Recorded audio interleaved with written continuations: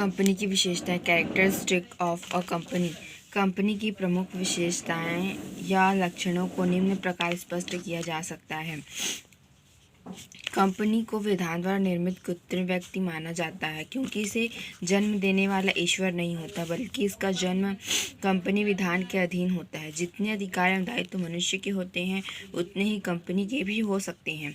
दोनों में अंतर केवल इतना ही है कि मनुष्य का जन्म और मरण प्राकृतिक रूप से होता है, जबकि एक कंपनी का निर्माण एवं समापन मानव द्वारा निर्मित विधान के अनुसार होता है। पृथक वैधानिक अस्तित्व। विधान द्वारा निर्मित व्यक्ति होने के कारण कंपनी का अस्तित्व इसके सदस्यों से बिल्कुल पृथक होता है। भारत के उच्चतम न्यायालय के भूतपूर्व मुख्य न्यायाधीश एवं भारत के भूतपूर्व उपराष्ट्रपति हिदायतुल्लाह खान ने लिखा है कि एक समामेलित कंपनी का पृथक अस्तित्व होता है तथा कानून इसे अपने सदस्यों से पृथक मानता है। ऐसा पृथक अस्तित्व समामेलन होते ही उत्पन्न हो जाता है। दूसरे शब्दों में, कंपनी का अस्तित्व उन लोगों या सदस्यों से भिन्न होता है जो कंपनी की स्थापना करते हैं या उससे अंश खरीदते हैं। इतना ही नहीं, कंपनी एवं कंपनी के संचालकों का भी पृथक पृथक अस्तित्व होता है।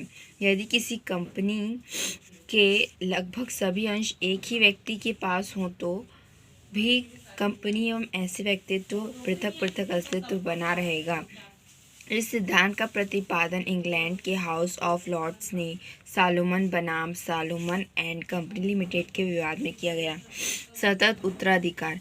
सतत उत्तराधिकार का आशय स्थायी अस्तित्व से लगाया जाता है। कंपनी का निर्माण विधान द्वारा होने के कारण इसे वैधानिक व्यक्ति कहा जाता है, अतः इसका समापन भी विधान द्वारा ही होता है। अतः जब तक इसके समापन की कानूनी प्रक्रियाएं पूरी नहीं हो जाती, तब तक कंपनी का अस्तित्व अनवरत चलता रहता है।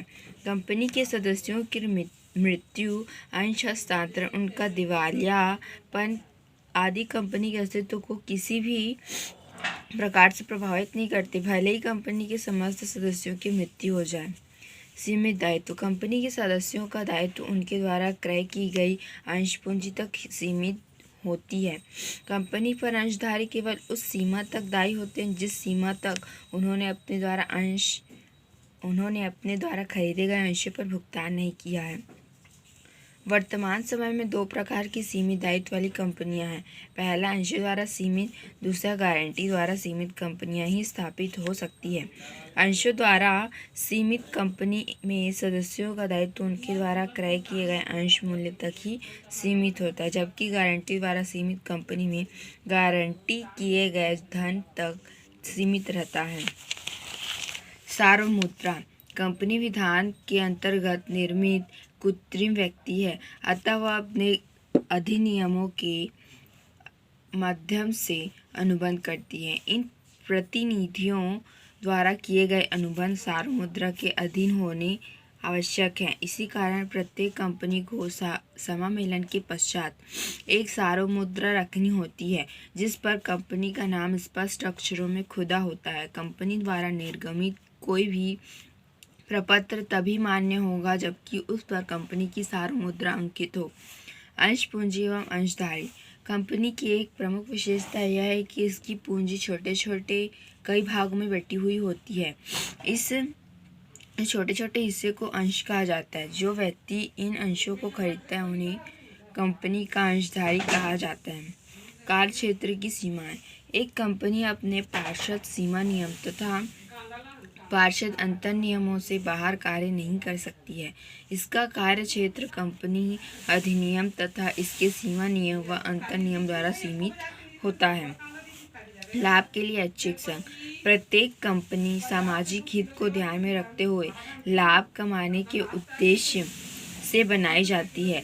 कंपनी के लाभों में प्रत्येक हित का भुगतान करने के पश्चात कंपनी नियमों के अनुसार साधारण अंशधारी में बांट दिया जाता है। कंपनी एक ऐच्छिक संघ है, किसी को बलात् अंशधारी नहीं बनाया जा सकता है। अंश हस्तांतरण। साधारणतः कंपनी के अंशधारी अपने अंशों का हस्तांतरण करने का अधिकार रखते हैं, अर्थात वे अपने अंशों का हस्तांतरण किसी अन्य व्यक्ति के पक्ष में कर सकते हैं। सदस्यों की संख्या। एक सार्वजनिक कंपनी में सदस्यों की संख्या कम से कम 7